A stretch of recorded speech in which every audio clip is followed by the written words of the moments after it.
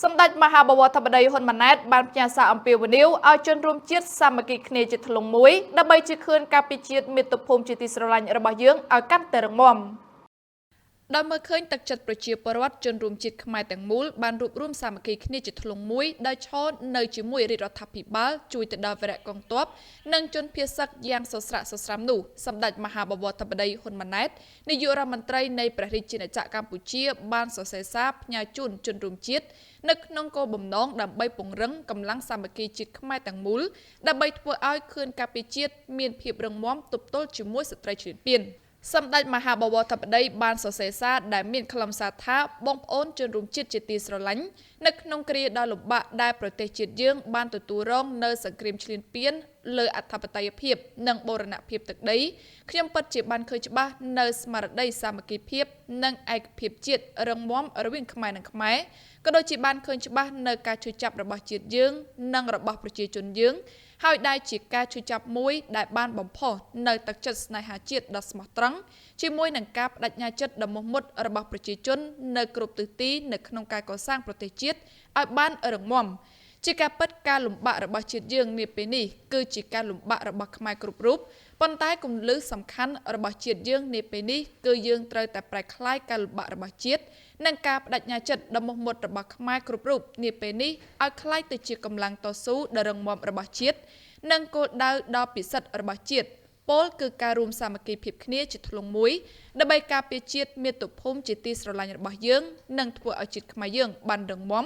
ស្របទៅតាមគោលបំណងប្រាថ្នាដ៏ពិសិដ្ឋរបស់ខ្មែរគ្រប់រូបជាមួយគ្នានេះនិងចំពោះមុខនេះយើងមានភាពចាំបាច់នៅក្នុងការរួមសាមគ្គីគ្នាជាធ្លុងមួយជាមួយនឹងការបដិញ្ញាចិត្តរួមរបស់ជាតិដើម្បីពង្រឹងសក្តានុពលជាតិទៅលើគ្រប់វិស័យនិងលុបបំបាត់ភាពអសកម្មទាំងឡាយនៅក្នុងសង្គមជាតិដែលធ្វើឲ្យជាតិចុះខ្សោយសន្តិសុខនិងសណ្ដាប់ធ្នាប់សង្គមនិងការប្រយុទ្ធប្រឆាំងនឹងឧក្រិដ្ឋកម្មគឺជាអត្ថប្រយោជន៍មួយនៃគោលនយោបាយរបស់រាជរដ្ឋាភិបាល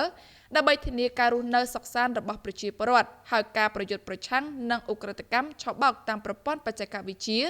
គឺជាចំណុចដ៏សំខាន់នាពេលនេះបន្ថែមពីលើកិច្ចខិតខំប្រឹងប្រែងទៅលើកិច្ចការអតិភិបសំខាន់ៗរបស់ជាតិផ្សេងទៀតដែលមើលឃើញពីគ្រោះថ្នាក់ធ្ងន់ធ្ងរចំពោះសង្គមជាតិដែលបង្កឡើងដោយឧក្រិដ្ឋកម្មឆបោកតាមប្រព័ន្ធបច្ចេកវិទ្យានិងភាពស្មុគស្មាញនៃឧក្រិដ្ឋកម្មសម័យទំនើបមួយនេះដែលមានបណ្ដាញប្រតិក្រឡាគ្នាពីប្រទេសមួយទៅប្រទេសមួយ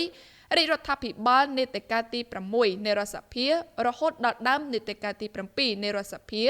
ក៏បានចាត់វិធានការជាច្រើនលើឧក្រិដ្ឋកម្មនេះដោយទទួលបានលទ្ធផលវិជ្ជមានជាច្រើនការសម្រេចចិត្តរបស់រាជរដ្ឋាភិបាលនេតិកាលទី7នៃរដ្ឋសភាក្នុងការកំណត់ថាការប្រយុទ្ធប្រឆាំងនឹងឧក្រិដ្ឋកម្ម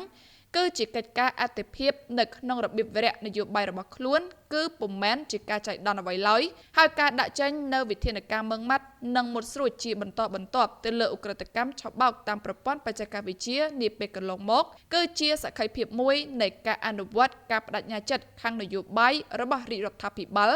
នៅក្នុងការប្រយុទ្ធប្រឆាំងនឹងឧក្រិដ្ឋកម្មឆ្លងដែនមួយនេះដែលជាក្តីកង្វល់រួមរបស់កម្ពុជាតំបន់និងពិភពលោកហេតុដូច្នេះខ្ញុំពិតជាចង់ឃើញណាស់នៅការចូលរួមជាមួយនឹងការបដិញ្ញាចិត្តនិងការលះបង់ដើម្បីជាតិពីគ្រប់តួអង្គដែលមានការពាក់ព័ន្ធទាំងអស់ជាពិសេសការចូលរួមពីសំណាក់ប្រជាជនខ្មែរយើងគ្រប់ស្រទាប់វណ្ណៈគ្រប់និន្នាការក៏ដូចជាមន្ត្រីរាជការអាជ្ញាធរមូលដ្ឋានកងកម្លាំងមានសមត្ថកិច្ចពាក់ព័ន្ធទាំងអស់ដើម្បីយើងរួបរวมគ្នាជាកម្លាំងមហាសាមគ្គីជាតិខ្មែរសម្ដៅលុបបំបាត់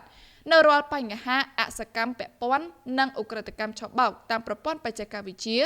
ក៏ដូចជាដើម្បីលើកកម្ពស់កេរ្តិ៍ឈ្មោះដ៏ប្រពៃនៃព្រះរាជាណាចក្រកម្ពុជានៅលើឆាកអន្តរជាតិជាចុងបញ្ចប់ខ្ញុំព្រះករុណាទូលព្រះបង្គំខ្ញុំសូមប្រសិទ្ធពរជូនទៅដល់បងប្អូនជនរួមជាតិជាទីស្រឡាញ់សូមសំប្រកបដោយពុទ្ធពរទាំង5ប្រការគឺអាយុវណ្ណៈសុខៈពលៈនិងបដិភិនៈកុំបីឃ្លៀងឃ្លាតឡើយនេះខ្ញុំរ៉ាលីពី Big New